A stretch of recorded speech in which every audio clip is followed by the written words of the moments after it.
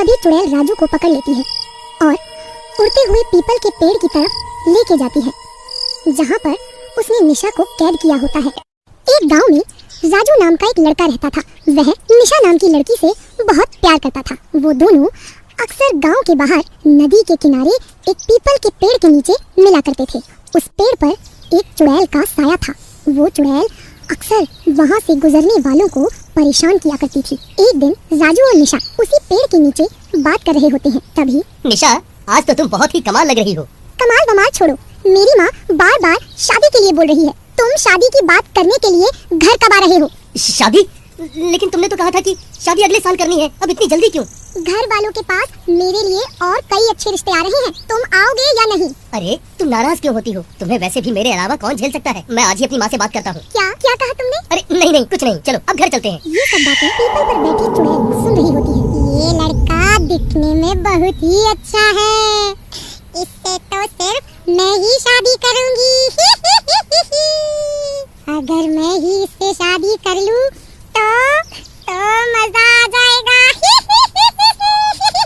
वो चुड़ैल उन दोनों का पीछा करने लगती है और निशा के घर पहुंच जाती है। जैसे ही निशा घर पहुंचती है, उसकी माँ उसे गुस्सा करने लगती है। निशा, ये क्या, तू फिर से देर से आई है? कहाँ जाती हो, कहाँ से आती हो, कुछ पता नहीं चलता। शादी करनी है या नहीं? सब रिश्तेदार रोज रोज मुझसे पूछते रहते हैं, मैं क्या जवाब दूं उनको? अरे भगवान, क्यों कोस रही हो मेरी बेटी को? शादी करके भी कौन से झंडे गाड़ने हैं? अरे आप तो चुप ही रहिए। अरे चुप ही तो हूँ, जब से तुमसे शादी हुई है। निशा कमरे में चली जाती है। उनकी सब बातें चुड़ैल घर के बाहर खड़ी होकर सुन रही होती है। अरे वाह, अच्छा ही हुआ, ये दोनों आपस में लड़ मर रहे हैं।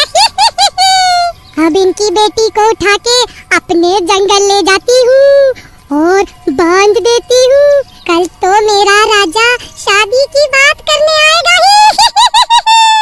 फिर जब निशा सो जाती है तो चुड़ैल उसे उठाकर जंगल में ले जाती है और उसे उसी पेड़ से कैद कर देती है जिसमें वो चुड़ैल रहती थी। अरे नहीं, मुझे यहाँ क्यों कैद कर दिया? कोई बचाओ मुझे, बचाओ।